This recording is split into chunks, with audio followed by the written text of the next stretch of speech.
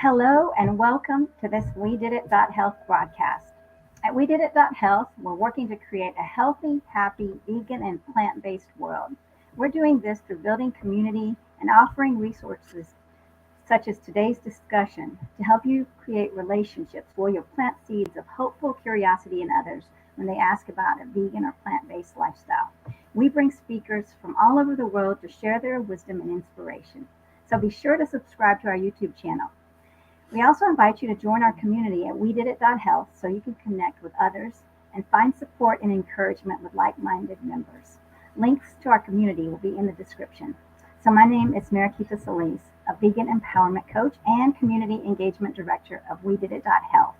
And I'm joined today with Dr. Angela Crawford, psychologist and also associate of WeDidIt.health. Wow, thanks for introducing me, Mariquita, and I'm so honored to be here today. And we are super excited to introduce our guest to you. And I just want to invite you, as I'm introducing our guest, please feel free to post in the chat, where you're coming from, and we love hearing from you throughout the chat. We're going to take questions at the very end, but feel free to put them in as we're meeting, and we'll make sure to address them. So without further ado, I'd love to introduce Clare Mann. She's been an inspiration to me for quite some time because, she's the vegan psychologist in Australia. And, I first learned about her soon after I became vegan because I'm a psychologist and I wanted to just Google this term, vegan psychologist, and I found Clare Mann. And then I learned about her work. She's well known for many of us who are vegan, because not only is she a psychotherapist, a psychologist, and avid animal advocate, she's also written a book that's been very meaningful for those of us in the vegan community called Vystopia, The Anguish of Being Vegan in a Non-Vegan World. And, that will be certainly something she touches on today in her talk. She's written other books as well. One that I'm about to read is Myths of Choice, Why People Won't Change and What You Can Do About It. So just so happy to introduce you, Clare, and welcome. Thank you for joining us today. Thank you. It's my absolute pleasure. And thank you for reaching out to me after obviously we've known each other for a while, Angela. And the platform you've got is just, I love it. We did it, which of course is, and thoughts are things and words are very powerful. So this is, you're correct. I am a vegan psychologist, although I've been a psychologist for over 30 years and originally an organizational psychologist, because working with animal protection agencies, developing groups, developing vision and culture change and those sort of things, I'm able to bring it to bear. But I decided after I became vegan 16 years ago now, having been a vegetarian for the previous 30, it was almost instant. I really wish I knew then what I know now. I would have been vegan a long time ago. And I realized how much pain and suffering there is, not about fussy diets, but knowing what happens to animals in the ubiquitous nature of it. And so I decided to call myself a vegan psychologist, as people were asking me to. But they don't call themselves that. And I'm encouraging them because as we usher in this vegan world, we're going to need a lot of us to support each other. And I'm so pleased that both of you are out there working in the field, whether it's psychotherapist, counselor, coach, or psychologist, it's the same thing, is helping each other to mentor each other for this brave new world. So thank you. And I'm happy to talk to your audience today. I can see lots of people are coming in from all over the world. We've got Puerto Rico. Gosh, we've got Sconia, WA, which is Western Australia for me, but I imagine it's Washington. So lovely. So that's right. We've got Switzerland, Indiana. Very exciting. And this is the wonderful thing. I think I always say that a rising tide raises all boats. So think of the water going up, that often we think we're on our own, don't we? That we're plugging away and why isn't the world becoming vegan? And actually we're in this great big relay race around the world and all of us are contributing to it.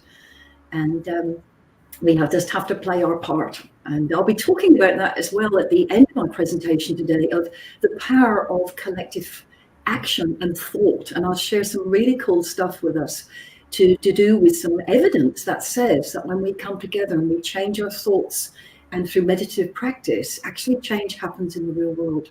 So let's pull out all the stops to create the world we want to do. So whenever you're ready, I'm happy to go, and we'll have questions.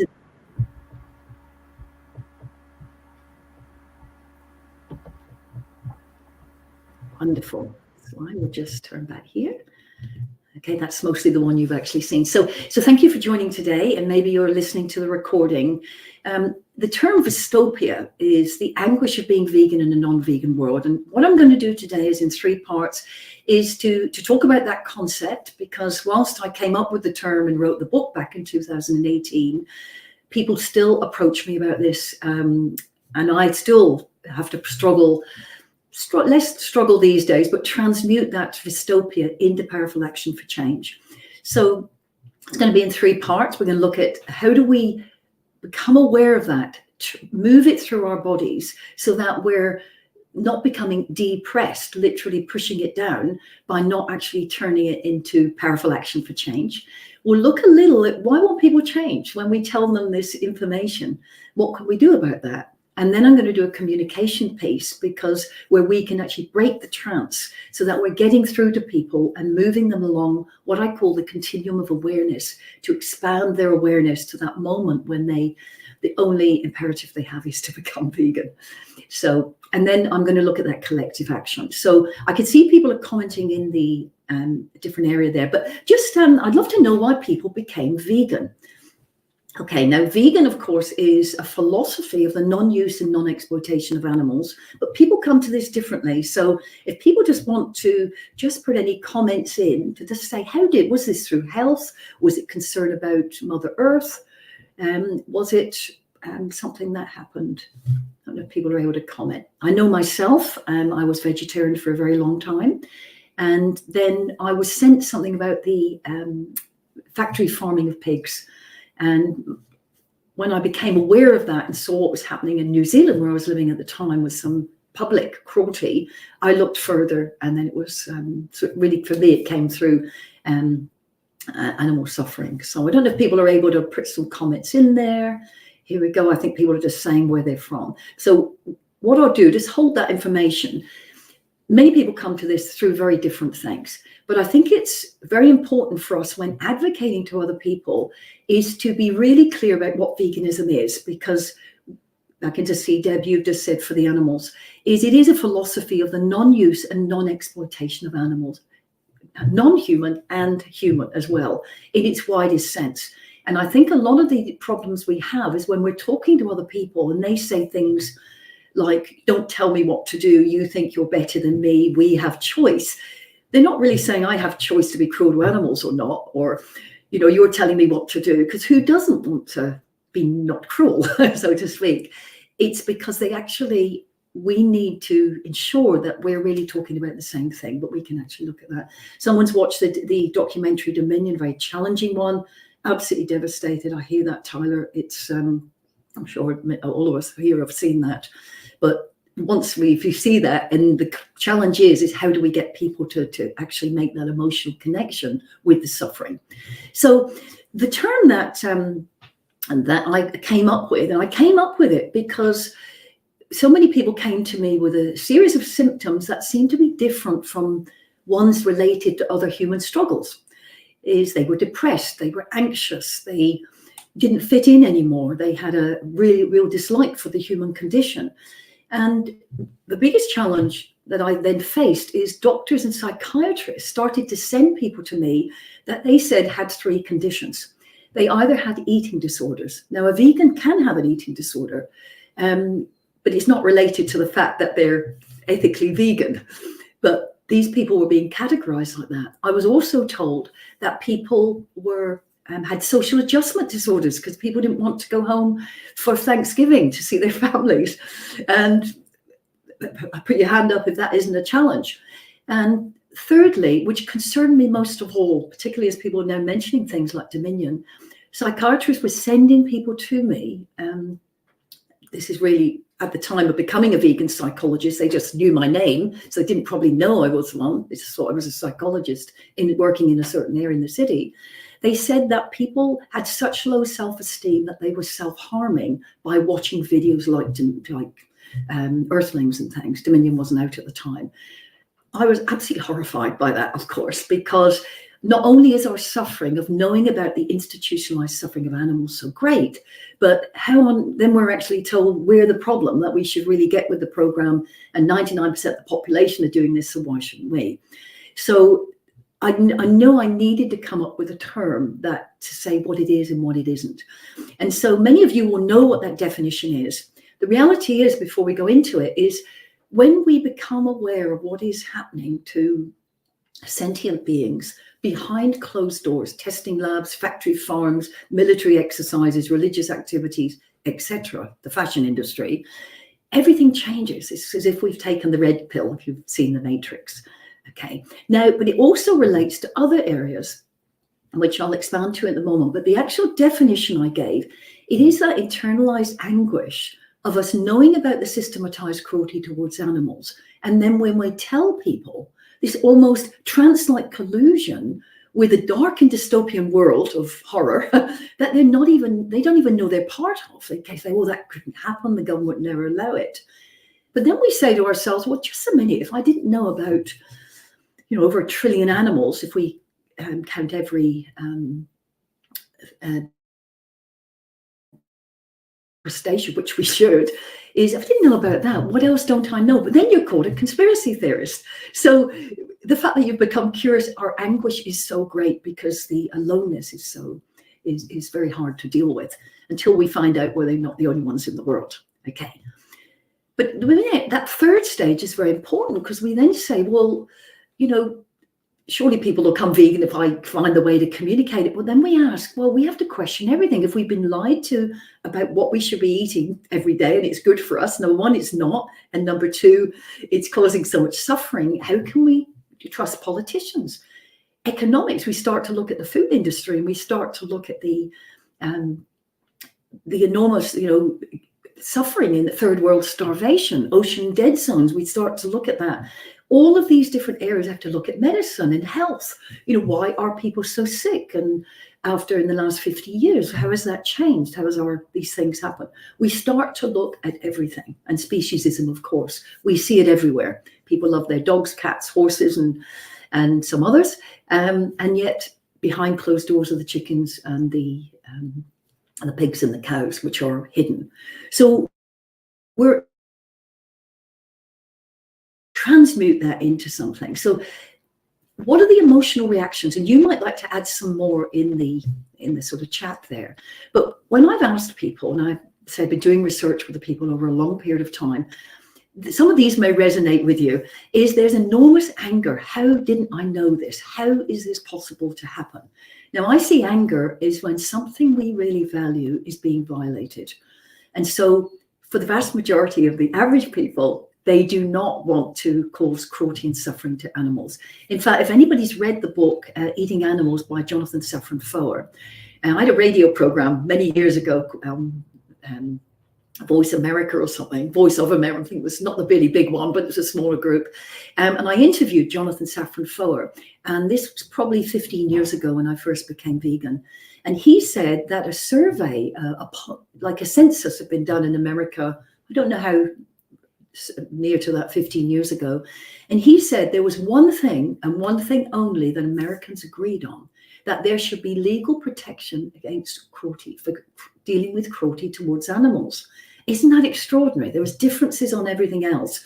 I would think it would be the same in Australia and other places. So that people don't want to go around being cruel, but these industries work very hard for us not to know this. So if you get a chance to read that book, challenging as it is. So there's anger at the injustices of what's happening, but also the lies we've been told. Enormous grief at the enormity of the animal abuse. We walk through the shopping mall, don't we? We don't see a leather couch, we see an animal's body. We don't see a normal cup of coffee, we see the dairy industry. And it's as if we've come out of the Garden of Eden, to speak in Christian terms. There's a frustration at being unable to wake people up from the trance. How can they not see this? We should be able to tell them one thing and they should change. Now, we really have to become exquisite communicators, which we'll also be looking at today. So the alienation I still continue to hear about. And I know in one of the chapters in Vystopia, I say that what used to work doesn't work anymore.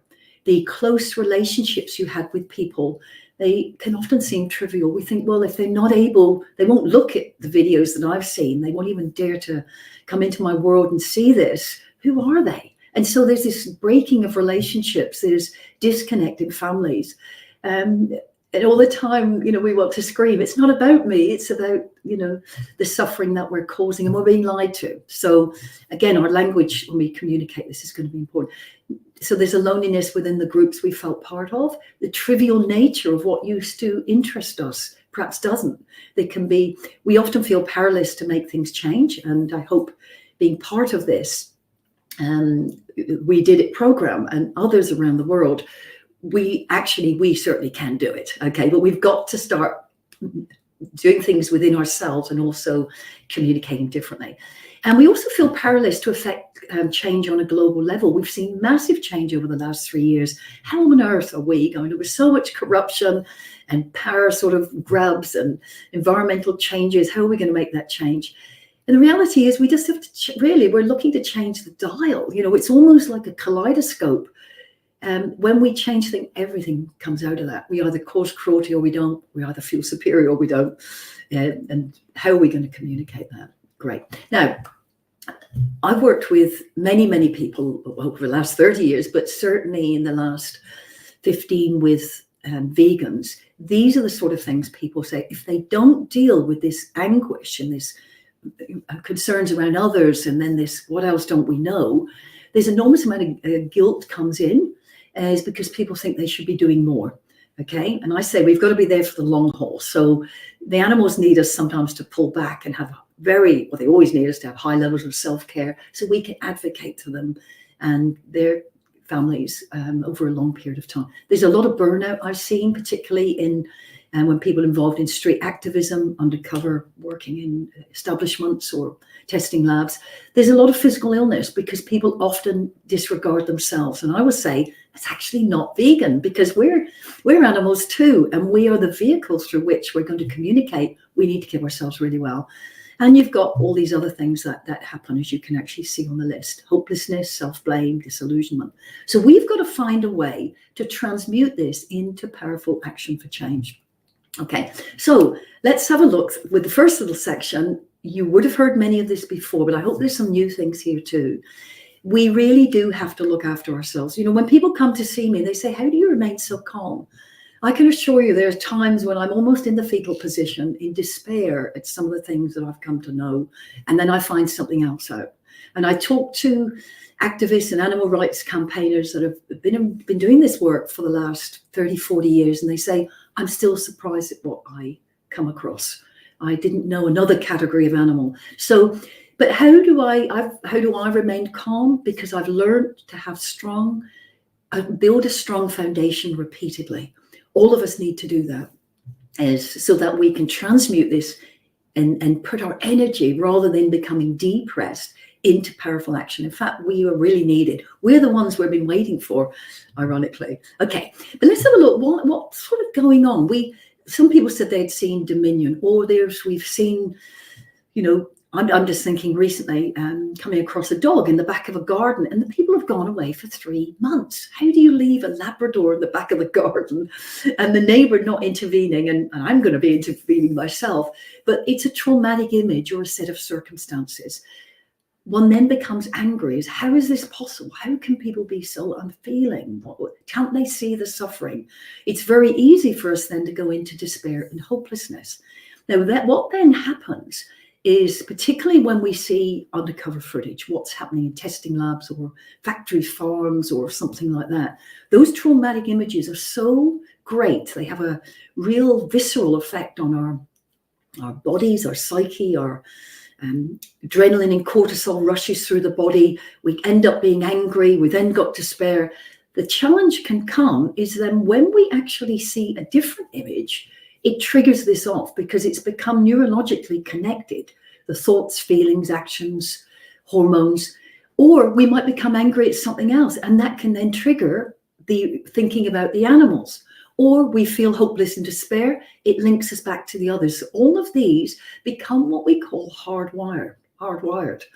And neuroscientists tell us that it's almost those little indentations we see in the brain. They actually form and reform relative to habits, attitudes, learnings, extinguishing behaviors.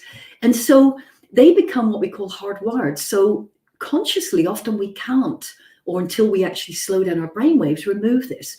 So if you're actually getting, some people, particularly at work, in frontline work, unless they find a way to move this through the body, we can become stuck here.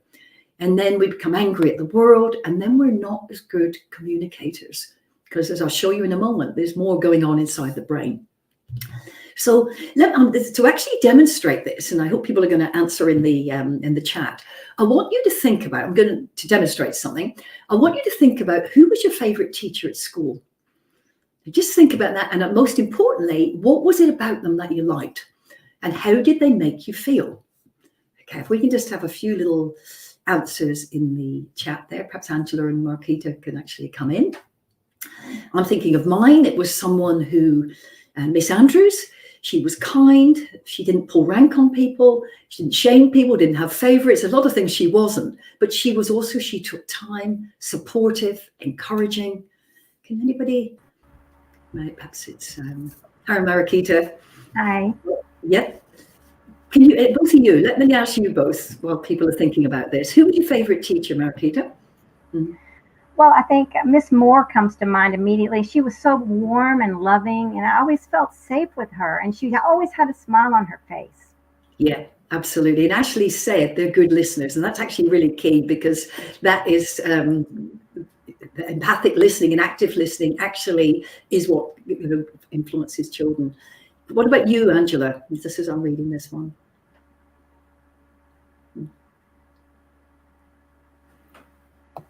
What's coming to mind for me is someone that was a professor actually in college who really kind of saw me, got me, and supported me towards key things that were important. Yes.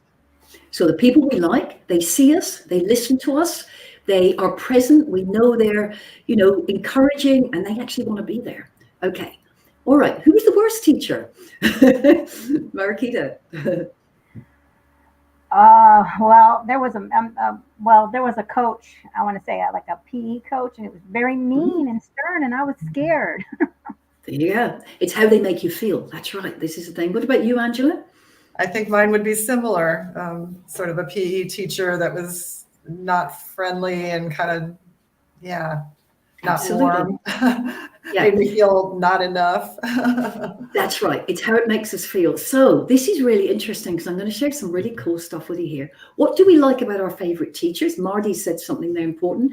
It's how they treat us. It's how they feel. And without us knowing, it's what's actually going on in our brains at that time. Much of this is unconscious. Now, in a wonderful book called The Success Zone, a colleague of mine, John Cunningham, and two of his associates did research in both Melbourne, Australia, and in the UK with children. I think they were about 7 or 8 years old, and they got teachers to self-select into two groups. The first group were to say that they absolutely loved what they were doing. It didn't matter if they were in an area that had real socioeconomic challenges, they didn't have much funding. It didn't matter if they were in a rich area, or they'd been in there for 40 years or 3 years. They loved what they were doing. They still did it. And they was in the school, they were regarded by the teachers and the other teachers, they're doing a good job. The other teachers said, although we're doing a good job on the face of it, we really are over this. We want to retire. We're tired of the bureaucracy. We have difficult areas. Kids don't want to learn. We can't get them off their phones. Well, at the time, it wasn't phones. But I think it was in the beginning of the early 2000s. Anyway, both of these teachers, the experiment was set up over large numbers where they gave them exactly the same lessons, exactly the same number of children, same age group, same topic. And they said, we want you to present as if you're just giving a good lesson. What was interesting is what the results were. In the classes that actually where the teacher wanted to be there, the grades were higher, the assessments were reaching higher levels. The cooperation was great, less interruptions, more interaction in a productive way. In the groups where the teacher didn't want to be there, they had lower results, more interruptions, kids flicking themselves at each other with rubber rulers and rubbers and things like that. And they didn't do as well in their exams. Now, bearing in mind, these teachers are teaching exactly the same lessons, and yet the results were different. When they wired the brains of the teachers up, they found that the teachers that really wanted to be there, their blood was at the front of the brain. Okay, I think that's my next slide. Okay, at the front of the brain, what we call the blue zone. Okay, that's what they just called it. The teachers that didn't want to be there, their blood had gravitated to the back of the brain, the cerebellum, the more fight and flight area. But what was really cool in terms of a finding, when they wired the children up, their blood had gravitated to where the teacher is. Okay, there was a contagion effect. Now, what's the relevance for us as vegans? If we go to talk to people and we're putting on a nice smile and we pretend that we're listening, but we really are enraged about the fact they won't watch Dominion, our blood is going to the back of the brain, and it has the potential to get their blood to go to the back of the brain. When that happens, like the teachers we didn't like, that's what's happening, is there's that contagion. People are defensive, they're competitive, they don't listen, critique becomes criticism. When our blood is at the front of the brain, imagine when you're with people that you like and other vegans and you really get each other, or a close friend, we're open to different ideas, we listen more, we engage more, we're not so defensive.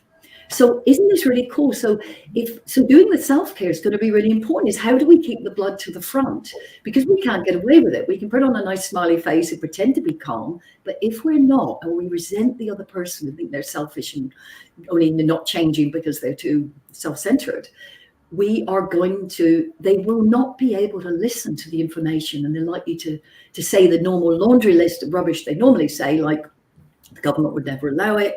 You can't tell me what to do. We need meat to survive. You know, the normal list we have. Okay, so this is really important. So I hope that has given, I don't know anybody knew any of that stuff, but when I came across that, it's so relevant for us advocating.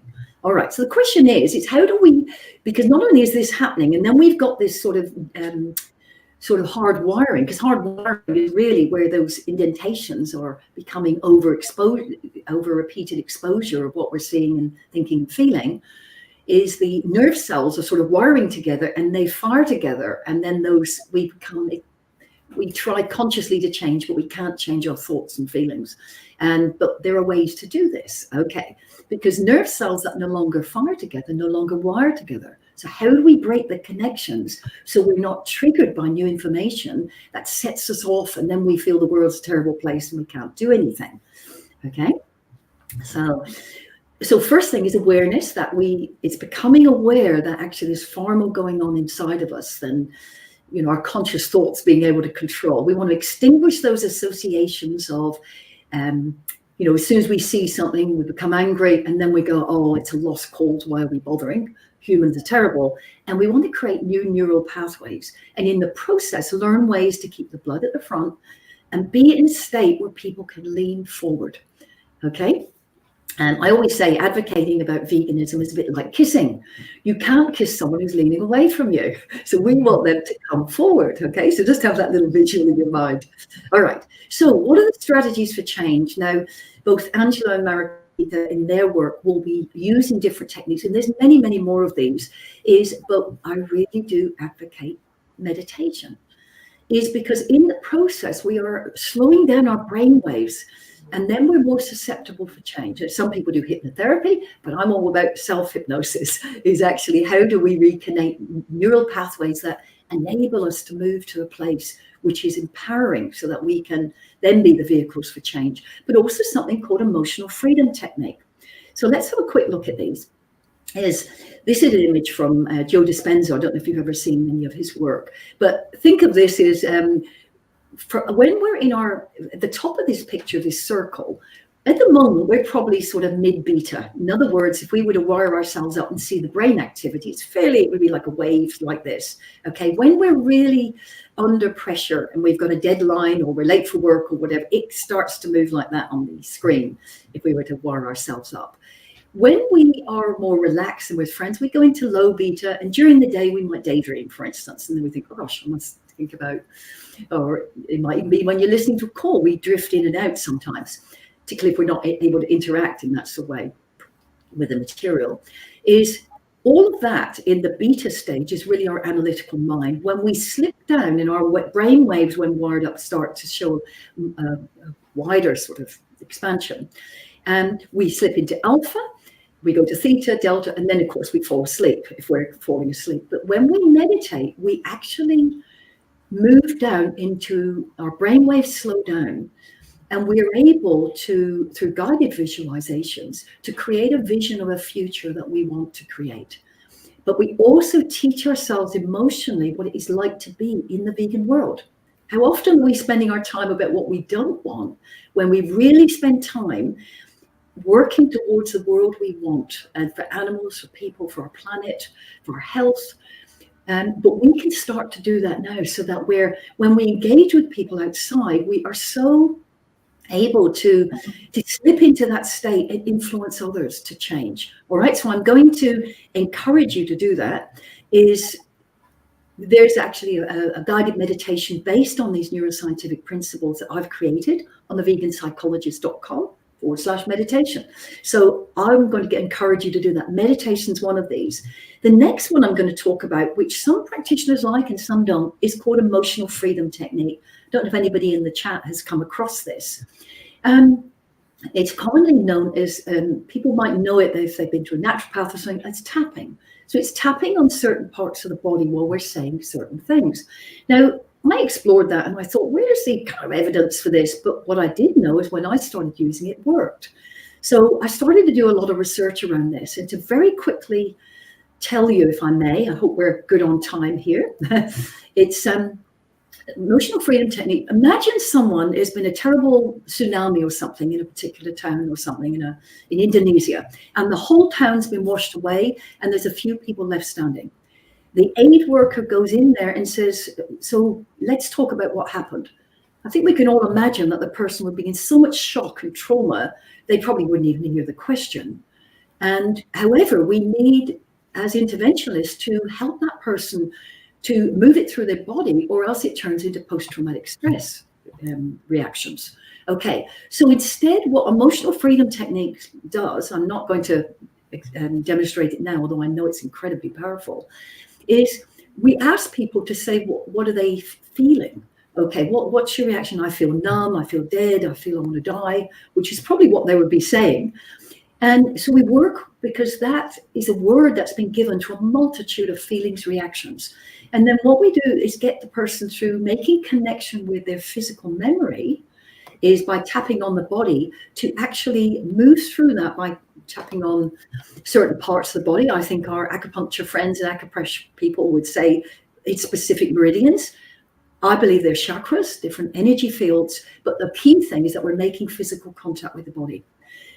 Then we teach someone to move to actually, by tapping, becomes a new trigger to actually resurrect and to bring to the fore times when they felt safe, they felt empowered, okay, but without going into the story, okay? Now, it's a very quick way of doing this, and I know we haven't got a lot of time to go into this, but I really encourage you to look at this. You can also contact me and I could send you a video. If we learn tomorrow that the world's gone vegan, that is what we call a positive external trigger, okay? And we probably would smile immediately. When we hear something horrible happening, it's a trigger to be negative, okay? Emotional freedom technique, when we teach ourselves emotionally to move from less empowering to more empowering, less empowering, more empowering, but not just through our brains, our disembodied world of ideas and thoughts, we make connection with the body. That tapping becomes a trigger to unconsciously mention to the body almost that actually we're moving into the positive. So for instance, I've emceed Dominion 3 times at the original launch. Each time got worse, but I use this technique throughout because I'd already taught myself to actually bring myself and resurrect that state of safety, calm. If not, I would have been running out the room by the third time, as I'm sure other people would be. Okay, so please go and look at that, because all of this is about bringing our blood to the front of the brain, bringing ourselves to calm so that we can advocate and be, firstly, not hold all this in our bodies, but also to then be able to access our frontal cortex to be able to communicate more effectively. Okay, thank you for the feedback we're getting here. Gosh, we could be on here for hours with so much to do. So the self-care, we've got meditation, we've got emotional freedom technique. And I just want to say something about the nervous system. And both our other trainers would know this here. The power is in the breath. Okay, when first thing we do when we've had a shock or something, or somebody is upset about something, we say, sit down, here's a glass of water, just breathe, slow your breathing down. You know to do this intuitively. Okay, now, but this thing's going on when we're under shock, or we've seen that image, or we have a little bit of bad news and we're upset about animals, is our sympathetic nervous system clicks in, releasing adrenaline, cortisol, and it's sympathetic to the fact that we're under attack. Okay, that can be a memory. We don't have to see something externally. We resurrect something. When we slow our breathing down, it activates the parasympathetic nervous system, which brings us back into balance. So by learning to slow down, breathe, have a level of positive self-talk, self-soothing, to tell ourselves it's going to be okay, I can work through this. You know, the world is becoming vegan, and every action we're taking. We use things like meditation, we use emotional freedom technique. We're passing this through the body, but the power really is in the breath. So I know I'm moving quickly, but think about the things you do. This is so important for us to remain grounded and have a strong foundation. The advocates of a whole food plant-based diet, you know, having a vegan diet is great in the sense we've moved a long way, but our bodies are meant to have whole foods. Okay, your energy levels, your microbiome, get influenced by the power of real nutritious, where we can and when we can afford it, organic food, growing our own if we can, even on a balcony or a windowsill. Is the gut microbiome is responsible for, and I don't have the data in front of me, 80-90% of serotonin, which is one of our happy hormones. Okay. And that's really important. So let's, resource ourselves as much as possible. Find an exercise that resources you, that you enjoy. Is it yoga? Is it running? Is it walking our companion animals? And make sure you've got downtime, particularly the people that are going out there and doing, frontline work, people stand in vigils or do cubes of truth, or come away from work when they've tried to share something and there's, been pushback. Gain social support. That is one of the biggest things in any trauma. Have a great burden of knowing, have some social support with people you're able to debrief with, but then also who move you to the place of, what can we do? What can we do? Excuse me. Have wider interests. I garden, I sew, I cook, I, walk. I like watching documentaries. Have things outside your vegan activism that resource you and make you the vegan that you wish you had met before you become vegan, okay? And please do some meditation and find those resources. All right, and moving on. So these are really important. So we also ask ourselves as part of Vystopia is, okay, well, I can actually learn ways to pass this anguish through my body so it's not becoming depressed and held in the body. I can resource myself. Why is it that people don't change? We should tell them one thing about a baby calf and they should become vegan right away. And for people that kind of become vegan on the spot, it's really difficult, isn't it, particularly when they've come across the animal social injustice. If we come through health or other areas, it takes us a while to sometimes learn that bigger picture. But we think, why won't they change? And when I talk about the communication in the moment, I'll give some examples of people aren't mostly psychopaths. We tend to think they're selfish. Why won't they do it? There's lots of psychic defenses. It's often so shocking. Why didn't I know this? How can this be allowed? How is it possible? What am I going to tell my family? Gosh, I'm having difficulty communicating with people anyway, but now you want me to really become this odd person. I'm going to be laughed at. Aren't they all, vegan hippies with tattoos? There's all sorts of stereotypes. So people often resist. And I know Angela and Marquita would know this, is the psychic defenses people have to not even allow this to come into their awareness. And if you're a vegan that thinks, oh my gosh, I'm lying awake thinking at night about this, how are they able to live with this? People are able to compartmentalize, not only about veganism, about many things, jobs they don't like, relationships that are bad for them. We're a strange breed, human beings, but also let's hold that possibility. And the myth of choice is really all about this, if you wanted to go deep on that. But therefore, if it's difficult for them to change with their limitations, how can we communicate more effectively so that we come away from every interaction knowing that we have pushed them in the right direction? Number one, we get interest, don't we? When someone says, gosh, that's terrible what's happening with dairy cows. I didn't know where milk came from. We think we've got a willing listener, and we want to push them all the way to that moment when they go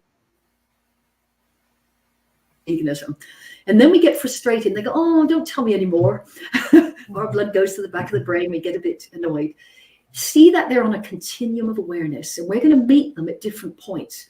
One area is, they're out there enacting cruelty themselves, probably, or in a recreational way and not yet to know. Other people perhaps have been vegetarian for a while, or they've stopped eating certain foods, but they actually haven't realized that it's much more than what we put in our mouths. We got to meet them where they're at. Okay, so our communication becomes really important. Now, I know when I was asking people about their favorite teachers, a lot came up about it's the people that listen to us. Okay, now what those researchers also told us is that what brings the blood forward in the brain is empathic and active listening. We really feel we're being listened to, and people are curious about what we're saying, then we kind of lean forward. Okay, this is the same thing with managers we like and ones we don't. Okay, the ones that listen, get us involved, don't ask us to do a task and then take credit for it. These are very much like similar teachers. And so what we don't want to be is preaching to people, because they're going to feel like we felt when we had a teacher we didn't like. So let's be, by actually listening more and doing less of the talking, we are getting them leaning forward and more able to change, move along the continuum. So thank you for this lovely feedback for people that have come on the call. So just a few tips here, and we're going to have questions, and I'm really aware of time. I hope I'm not going on too long. I call it the 10% rule. Okay, is let other people talk for 90% of the time when we're outreaching, and us give feedback for the 10%. It'll move more for us to say more, but less is often best. Because when we get the words to come out of their mouths, they have to connect with this, okay, the material. Whereas if we're telling them, do you know what happens to animals in factory farms? And we give them this listening. If we say to them things like, are you aware of what goes on? They go, well, not really. I saw something. So what do you know? We want it to come out of their mouths, because when people bring this out of themselves, they have to get some sort of association or image. And we've got a greater chance that they will connect with the emotion of the suffering rather than us telling them. We've all talked to people, haven't we? They go, oh, don't tell me. And we get really annoyed. We mustn't be annoyed. They are nearer to veganism than we realize. Okay? It's the ones that are indifferent and go, nah, see that, don't care. Very few people behave like that. And sometimes they want to say something so outrageous because they think we'll just go away. Okay? And there's a way to answer that as well. So let's have a look. Let's go through these, and I'll just give you some examples. And we're going to be coming up with something at the end where we're going to give some training that is, and to build on this, if you really want to become an exquisite communicator and to advocate, but also so that we come away feeling more energized and able to do this. Rapport is essential. Now, we've all talked to someone about the issues, haven't we? And all of a sudden, it all goes a little bit strange. And they start resisting, or they come up with a laundry list of excuses, and we start hurling information at them because we think we've got that audience. Rapport is that lovely ease. It's based on trust. It's based on people believing we really are interested in their perspective. Okay? Give people room to say why where they're at, sort of thing. And I say, don't do all the heavy lifting. So let me give you an example of that. The other, think of an example I can actually come up with here. I went into a op shop, like a charity shop that was selling. I bought all recycled things. I like to do that. And I remember walking in there and someone said, "Oh, this is Claire. She's a vegan psychologist." To which this member of the public said, "Well, I don't care. I'm a carnivore." Okay. Now just imagine the reaction we're going to get to that. My initial reaction, I'm sure the blood started to move to the back of the brain, and I really wanted, but I was really on my game that day. And I calmly said, "Oh, that's interesting." I said, "Can I ask you a question?" Okay, very important. Get people to say yes. It's almost if we come forward. She said, "Well, yeah, if you want to." I said, what an interesting response to a job title. I said, "If I had told you that I was a Christian psychologist, would you immediately tell me you were atheist?" Okay, and then she started to get annoyed and said, "Well, you can't tell me what to do. And we've always eaten meat." And I said, "That's fair enough." I said, "But you might like to consider what it was that made you respond in that way." Okay, I wasn't doing all the heavy lifting. Okay, I'm a vegan psychologist. Well, I'm a carnivore. It has nothing to do with it. It's giving us a clue that it's tapping into something else. Okay, because if I said, "Well, I'm a bookkeeper," she's not going to go, "Well, I don't believe in the tax man." It's well, she might say that as well, of course. But can you see what I mean? Is that number one, meet people where they're at. When we're breathing, we're meditating, we're having strategies to help ourselves, we're keeping our blood at the front of the brain, we're able to respond like that. Okay, don't do all the heavy lifting. I got her to do the work, and then I stopped at that point. You might like to think what it was that made you think that way. All right. So, and I left her with it, and she was uncomfortable, but it didn't matter, because next time she goes vegan, she probably is going to remember that, because there was an emotional response in her. Okay, our learning is often profound when there's an emotional connection. All right. Now, we also have to be curious and ask questions. If someone says, I'll give you another example. I was out with a girlfriend on a trip I've recently done, and we went into a shop, and my friend had a t-shirt on that said vegan. And this woman said, "Oh, isn't that wonderful? I'm trying to be vegan." To which my friend, who was just come from an outreach, a vigil in front of a hospital doing against animal testing, was so pleased. She ran up to the woman, gave her a hug, and said, "That's fantastic." At that moment, I have to say, I kind of cringed, because she was losing the opportunity. She had no idea why that woman said she wanted to be vegan. She might have wanted to lose weight to get into an outfit for her son's wedding. So question. I said, "Excuse me, you said you're trying to be vegan. Firstly, what do you understand by vegan?" Okay, nice open-ended questions. And then she said, "Well, for me, it's all about the animals." So already we've got an understanding. It's not the wedding, it's the animals. And I said, "Yes, so you said you've been trying to. What makes you want to do that?" "Oh, I've become aware of the suffering, and it's absolutely terrible. And yet it's too difficult. I can't do it." And I said, "Oh, it's interesting you say that. So what's difficult?" I kept asking her questions to get all that puff out of her almost. So by the end of it, and my friend said afterwards, "Oh gosh, I've got to learn to communicate like this," because the woman told us it was about animals. She found it was difficult because she was a Turkish lady and she had all these traditional dishes. And everybody on this call knows the eating and the cooking is the easiest. You've got to eat a million times better. But that was her belief. And then she had to negotiate with her family. So be curious, ask questions. And I also said to my friend, you had kind of number one, you would assume it was for ethical reasons, which it actually was, but it could have been for something else. But also I got, "Oh, that's fantastic, well done." She kind of reinforced the fact that keep trying. You're doing well, baby steps. What we want to do is move her along the line so she finds it more uncomfortable to live with her espoused values and her actions, which is, "I don't like the suffering, yeah, I'm still kind of eating this and I'm trying to do my best." We want to agitate the pain in a way, but not in a way where they shoot the messenger, that they say, "I need a solution." We don't want to shame them, but we want to make it, and the best way to do it, let it come out of their mouth. So then she makes the connection with that. All right, so these are just techniques, and say we've got some training for you that you'll be able to access free of charge in terms of the main training. So help people also connect with their comments. All right, another quick example, because I think examples are best. I'm out walking with my rescue companion animal. There used to be more. There's only one left now. There's room for more coming, and we all have that time that we're out there walking and someone drops to the floor, plays with the dog, and says, "I love animals." Okay, what do we want to say as they're holding their McDonald's burger? We want to have a go at them and say, well, you obviously don't. Is that going to help them, or is their blood going to zip to the back of the brain? So what I said, this is my answer, and it's a good one, I think. The person goes, oh, I love animals. I say, that's fantastic. I love meeting vegans. And they go, well, I'm not vegan. I go, well, how does that work?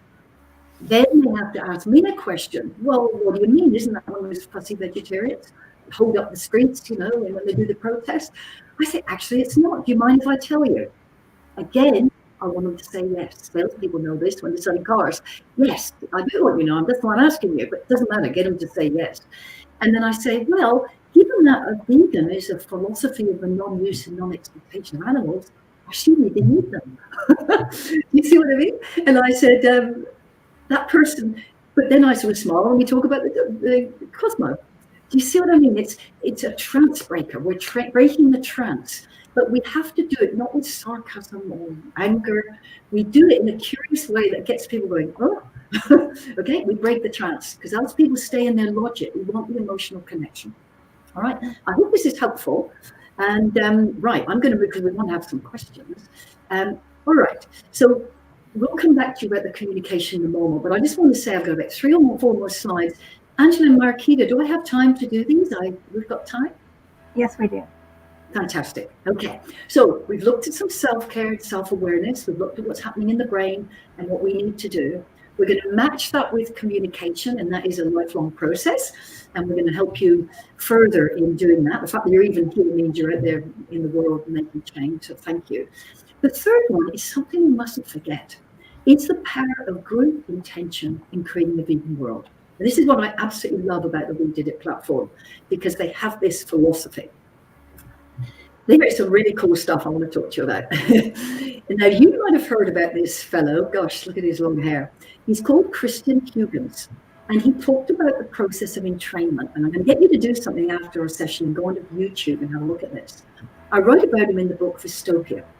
Now, he was a clock maker or a clock sort of mender sort of thing. And he had lots of those, those old grandfather clocks with a great big pendulum that would swing like this, okay? And he would have a lot of them in his house or in his studio.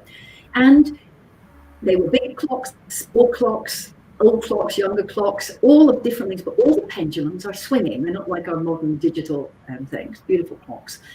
One day, as the story goes and how he talked about, he came in and he found that all the clocks, all the pendulums were going together, okay?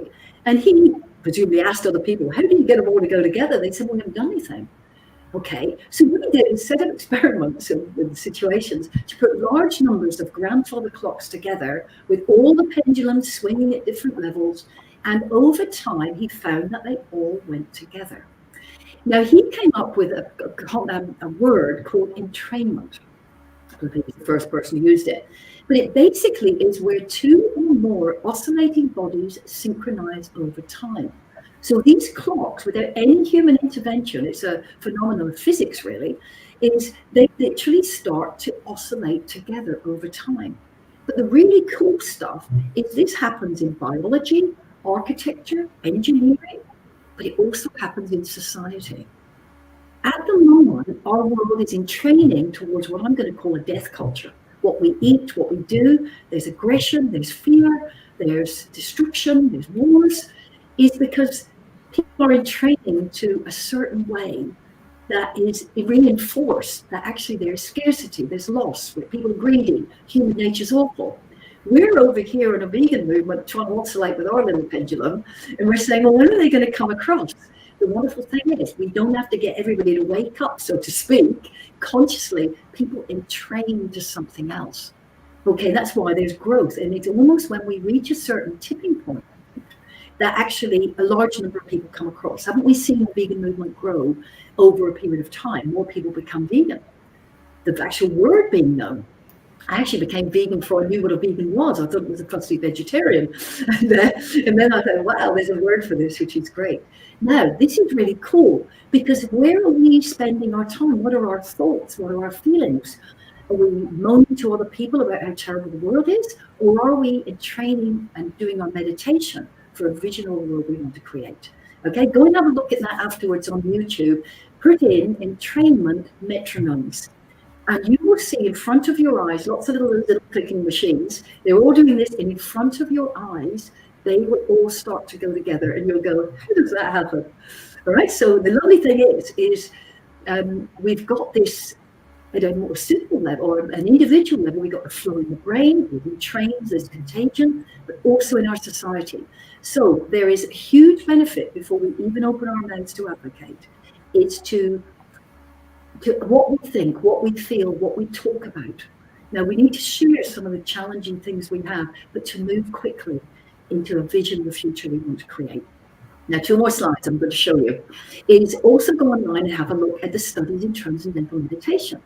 I don't know if anybody does that here, but it's when they've had large numbers of people, like 10,000 people or whatever, there's times over history where they've done this, they get people to meditate together on just generally meditating, and they're finding that was correlated with changes in the physical happenings in the world, like wars, like lootings, like destructive things. And when they stopped meditating, there was a shift again, noticeable enough to say there was a correlation.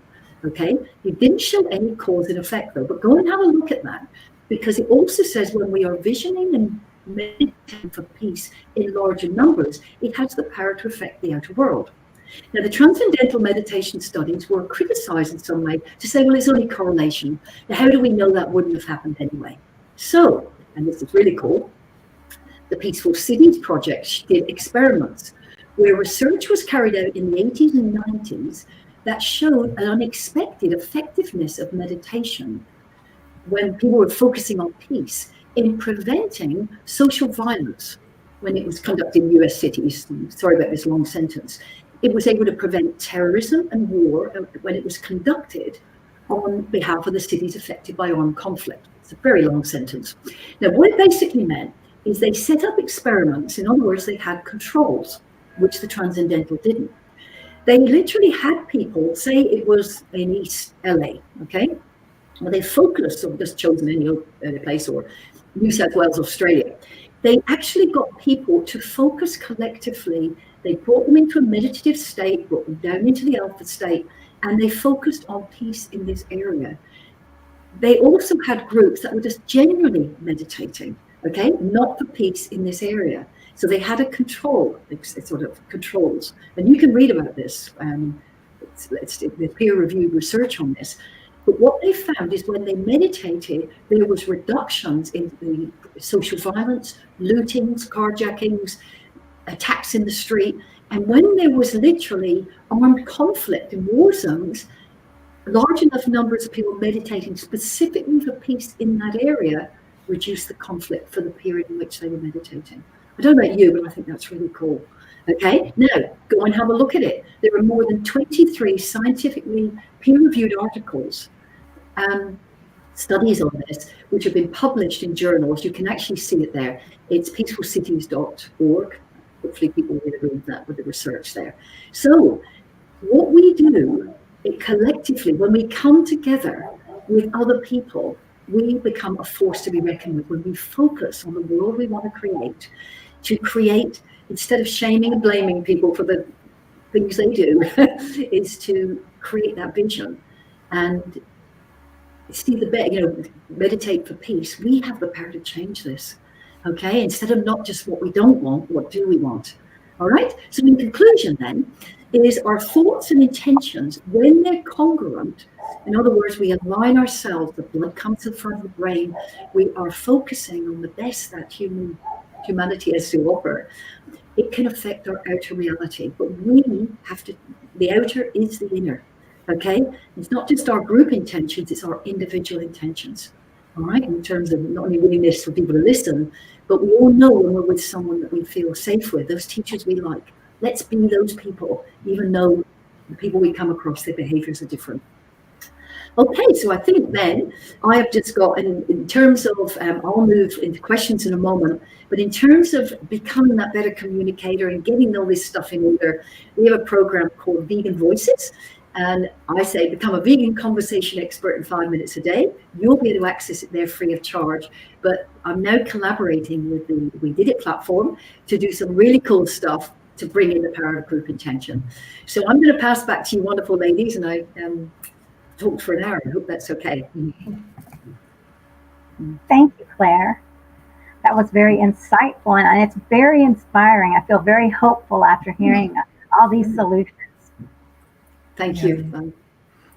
Yeah, no, it was amazing, and so many wonderful comments in the chat. I did put Dr. Clare Mann's website on there so that you can check out the veganpsychologist.com/courses/vegan-voices to get her free 30-day program where you get a video that's a very brief video, like a minute or two, maybe 3 or 4 that covers a different topic each day, and very, very helpful for how to handle some of these challenges of communication. So I really invite you. Yes, and there will be a recording. Someone's asking about that, and so if you missed part of this talk, or you want to go back and catch some of it because there was a lot of rich information, you can catch the recording. So let's take a look at some of the questions and comments, and do feel free. Mariquita, are we able to go over an hour by a little bit? Oh, that's fine. Yes, Okay, so we'll take a little bit more time to, if you have questions that maybe you haven't asked yet, and I'm going to look back at some of the comments that came in earlier. Yeah, absolutely. One person, Tyler, said, the hardest thing for me is my younger sister, who is very against being vegan, who is otherwise a very compassionate person. I feel very disconnected from my family now and don't know what to do. It's a really hard thing, isn't it? Oh, yeah. Tyler, gosh, all of us have heard this, I'm sure. I have a sister that brother, who says, he thinks I'm in a cult. Now, as you'd say, your sister, you've actually got a way in there, because she's not really resisting being compassionate, is she? What she needs to do is to expand that window of compassion. So using the communication skills, I would be asking her far more questions about, what she is compassionate about. How come you're so concerned about refugees or the environment or, rescuing the cats from next door? And really get her to connect with her compassion. And then actually use words like we and go, hey, look, I'm really pleased about all the stuff you're doing. We all need to, I wish people would care more about people. You could, really reinforce her truthfully as well. She's doing some great stuff.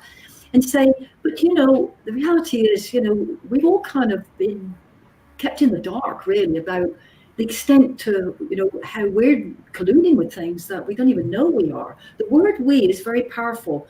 It means that we're all in this together, and the person lying to us is the media or the government or an industry. It's not, your sister's in the bad and you're a born again, vegan sort of thing. So I would connect with her compassion and then say to her, and also be tentative. And I use the word bewildered. I'd be saying, look, it's great what you're doing, whatever, and thank you. It's, all of us are doing similar work, say that we want a better world here.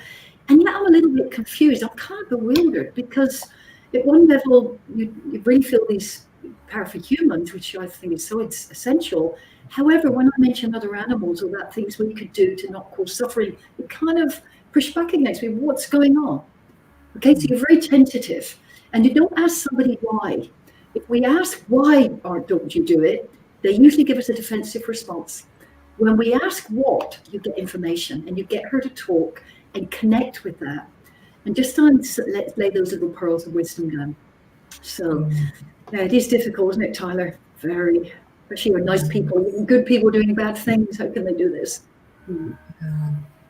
Yeah, just a positive comment just to share with you. Stephanie Harder, who is a coach for vegan coaches, helping them with business, running their vegan business. She's just really excited to see you here, so I just wanted to share that. I know her. I've seen her for many years. I think I've been on her great podcast. That's right, coaching like you give a damn. There's eating like you give a damn. There's lots of, there's so powerful these phrases that get people, yeah, I could actually look at that. Yeah, Thank awesome. you for that. Just people from all over, which is wonderful. Roseanne from Detroit, and David from St. Pete, and Jules Jeffrey, who must know you from Melbourne.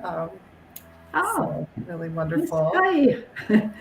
Miriam and Marty and Chris. So great to see a lot of you here. Yeah. So let me see, here's another one.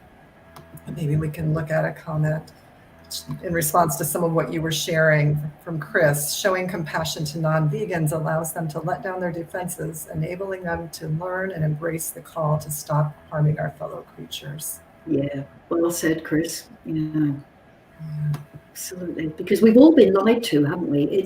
And I always say, if people didn't know, if people go, how didn't I know this? Or gosh, you're telling surely they would tell us. There is a naive, often a belief in what we're told without question. And I say, if you don't know, it's because someone's working very hard for you not to know. Okay, but now we do know, we've got to ask, how can we do that? So Chris sharing, it can be very difficult to turn off our own anger, especially toward our family members, because we expect them to be better. I can understand that feeling. The irritation we feel is like, and then they come back at us and say, don't tell me what to do. You think you're better than me and all this. You want to scream, as I said earlier, it's not about me, or I respect your values. Isn't that one that gets our back up, Chris? You think, I don't need you to respect my values. I need you to respect the animal and stop paying for their suffering or drinking the milk or they're taking the babies away. But when we're angry, it's because something we value is violated, isn't it? And yet that, as we've been reminded, it affects their willingness to come forward. So we've really got to work on ourselves. And believe you me, we're all works in progress. I can assure you, I'm not always as calm. But by the way, perhaps I could say that, if when you're talking to someone and you say something and then you go, oh, well, it's up to you then, be sick or something. We have that moment where we say something awful. What I do is you want to pull that back, but you also don't want to apologize for what you're telling them. And I go, whoa, gosh, I am so sorry. That was mean and that was vicious, and I apologize for that. However, what I do not apologize for is sharing this information, because what's happening to those animals in those cages is nothing relative to us, right? So you separated the fact that you overreach and you were mean because you're upset. But I used to say, but what I'm not apologizing for is sharing this, because I really wish someone had told me this 40 years ago. Yeah. Yes. I think this might be from Trisha, I'm guessing. The part of Vystopia, when you spoke about the pendulum effect, gave me so much faith that more people will awaken. So you shared about that in the book too. I'd kind of forgotten. Yes, the entrainment and it's encouraging it, because honestly, if we thought that we had to speak to everyone, they had to come to a conscious and emotional awareness about this, we think there's 8 billion people here, how are we going to do this? Whereas most people most people follow. In Australia, we have yellow bins that are for recycling, and most people put their stuff in the yellow bin. Not because they're environmentalists, it's because that's what we do. Okay, so we got to think of it like this: is most people are eating the flesh and reproductive secretions of animals, not because they're bad people. That's what I was brought up to do. I thought it was good for me, and so there's no bad news about veganism. That's a wonderful saying. There's no argument that you can't win of the benefits, ethically, morally, spiritually, health-wise, environmentally, economically. We just got to be able to break the trance and get through. Yeah. Thanks, Deb. Thanks for everything you're doing. Yeah, so this is helpful and informative and practical, Deb says, and that's really very true. And Ashley loves how you mentioned the day you said, so nice to meet a fellow vegan, to an animal lover. And that same technique could potentially work on people who claim to love the earth but eat animals. Yeah, that's right. Or they love their health. Oh gosh, I take health seriously. Oh, fantastic. You're on a whole plant-based diet then. Great. Oh no, I'm on a 100% carnivore diet. Okay. And then you would ask them questions instead of hurling at them and that they're actually destroying their microbiome and adding all sorts of grief and pain into their bodies that is getting acted out in the real world. You can go, oh, okay, how come you're doing that? Tell me more. And most people have read an article in a magazine. They don't do the research. If not, they would know that is the worst thing on the planet for them. Yeah, I like that about the asking questions. I think so often, especially for me early on my vegetarian and then vegan journey, my tendency was to feel somewhat defensive or reactive, to people's comments. But the way you're framing it by asking a question to understand more why they're saying what they're saying, it really opens up the door for us to have a much more meaningful Yeah. way to engage and to maybe, like you say, help them along that continuum of awareness, realizing that probably most of us, unless we were born vegan, had a time that we were not aware, and that we probably went along a journey. Even if we changed seemingly overnight, there were probably a lot of seeds planted before we became vegan for most of us, even if we weren't fully aware. So I love that idea. Yeah, can I add something to that? It's actually, I don't tell people I'm vegan. It's because we've gone somewhere, say you've gone somewhere at an event and someone's bringing around, some snacks or something. I personally, I do not eat in the presence of other people eating animals. I feel I'm going to cry and it upsets me. That's my choice, okay? And my family are in a different country, my extended family, so it's a little bit easier. And some people think it's a great way to advocate. Each of us have to decide. But I could be somewhere where they bring around cheesy biscuits or something, okay? And they say, oh, would you like some of this? If I say I'm vegan, they'll come up with, oh, I think we've got a vegan option. End of story. Always put the animals up front. I say, no, thank you so much. I don't eat animals. Oh, no, it's not animals, it's cheese. And go, well, actually, do you know where cheese comes from? You're back into the questioning. Put the animals, and also because there is a prejudice about vegan. Okay, but people don't go, oh, isn't that wonderful? I'm trying to be a person who doesn't use and exploit animals. They don't. They say, don't tell me what to do. You hold up the traffic when you do your protests. You think you're better than us. We need to eat. They go down this pathway. So I always put the animals up front because no one's going to go, yeah, I love abusing animals. Or very few. And they're not. We'll leave those. We'll deal with the low-hanging fruit. Yes. Well, I want to ask, does anybody else watching have any final comments or questions, or were there any that I missed, Marikita, that jumped out at you?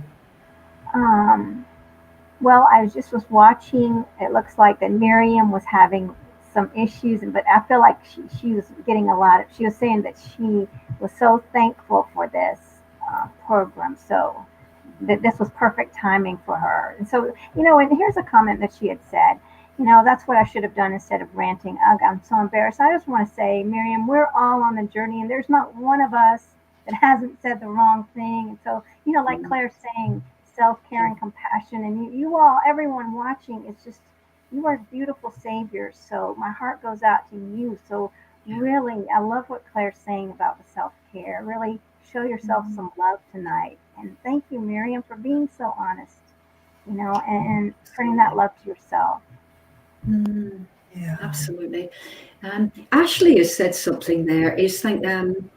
No, it's actually the Facebook user, sorry, is they took the liberation pledge, so they don't eat in the presence of other people. Now, that is really interesting because if people don't know what a liberation pledge is, it's a 3-part statement to the world. I tell myself I'm on a virtual liberation pledge. For instance, I'll buy a coffee where people are buying donuts that have animal products in them, but I won't eat in a restaurant, that is, or in the presence of people's homes.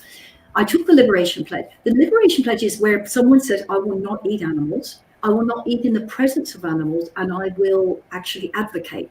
Now, the first liberation pledge to give us really hope and inspiration was actually in communist China. And it was actually under when there was foot binding, an awful practice of binding the feet of young girls and babies, which was a terrible thing because nails still grow and the bones were broken. They bound their feet. As that country became more enlightened and parents were doing what parents do, they don't want the best for their children on the whole, a number of families came together and they said, we are not going to do that. We are not going to allow our girls to marry boys, often arranged marriages there, that actually believe in foot binding, and we're going to tell the world about this. Okay, now that was a huge thing under an emperor or whatever to actually go against that. That was the first liberation pledge. That was the beginning as they shared. They didn't do it. They wouldn't let them continue it by going into families where they continued it, and they told people, and that's how it spread. And they believe that that was the beginnings of the ending of fruit binding in China. Now, if that doesn't inspire us to have an animal liberation pledge, what does? So I hope, when I heard that, I thought, wow, this is so powerful. And but each of us must decide, because I know I have colleagues and friends that go, no, I don't advocate when people are putting things in their mouth, but it's a great opportunity, and each of us must decide. If we knew the one best way, I can assure you we will be doing it.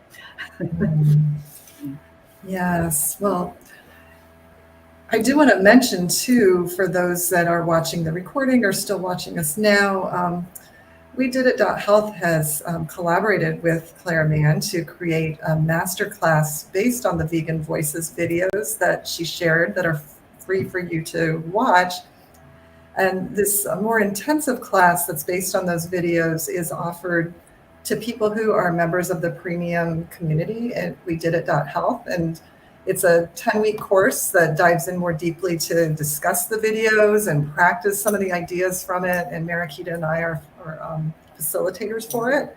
And we've kind of worked with Claire to help develop the idea for the course curriculum. And Claire has said she might pop in at least briefly in one of the sessions. So we're looking forward to that. The enrollment is limited for the it's a live class. So it's limited to the first 25 people, and it will be starting actually next Thursday, which is June 15th here in the United States at 7 p.m. Eastern time. For Claire in Australia, I think it's the next day at 9 a.m. Yes. But I'm going to put in the chat or in the comments the link that if you're interested in knowing more about it, it's this wedidit.health.teachable.com with more stuff after it. So Beautiful. there'll be information if you go to wedidit.health. I think Mariquita, where's a good place for them to find out more about it? Would it be like on the description in the YouTube? It should be in all the descriptions. Okay, great.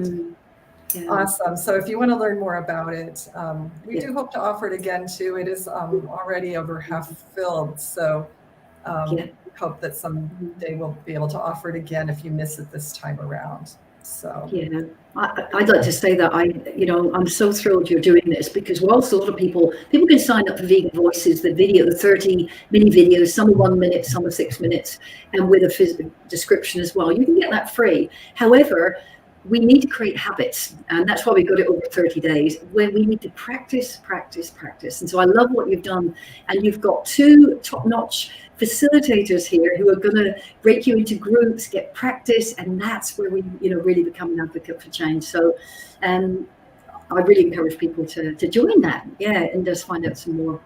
Well, thank you. And if the class fills up or the time doesn't work for you, if you are in that premium community, if you go to this website and kind of follow the prompts, you'd have access to like an evergreen version of it at some point. So we will fill the live class, I'm sure. But for those that maybe that can't take it at that time, or just want to do it on their own, or the class fills, there will still be like a version of it where you can at least catch the recordings. So yeah. Well, any final thoughts or anything, Claire, before we wrap up? No, and thank you to everybody who has come onto this call. We really are the ones we've been waiting for. Keep going, be inspired, it gives us such meaning and purpose to come into this world and leave it in a better place than we joined it. How much more worthy is that, whatever our circumstances are? I've never seen, and I'm sure all of us, the 3 of us on here, I've never seen people truly happy in their lives, and when they're not doing. The people I find are truly happy in their lives are ones that do something outside of themselves to make the lives of others better. So for me, I'm so passionate, so all of us are here, about our non-human animals, and I think that's a pathway to our own freedom. I really do. Awesome. Well, there were a lot of people very appreciative that you were here, and I know there's many people that will also be watching the replay who couldn't catch it live. But this was just wonderful, and we just are so appreciative of you being here and all the work you've done. Thank you. I appreciate it. I know it's going to be shown in India to the Ubuntu community who are going to be studying this and sharing it. So in a few days, I was talking to colleagues over there. You might want to check that out, Ubuntu Eats and Ubuntu Community.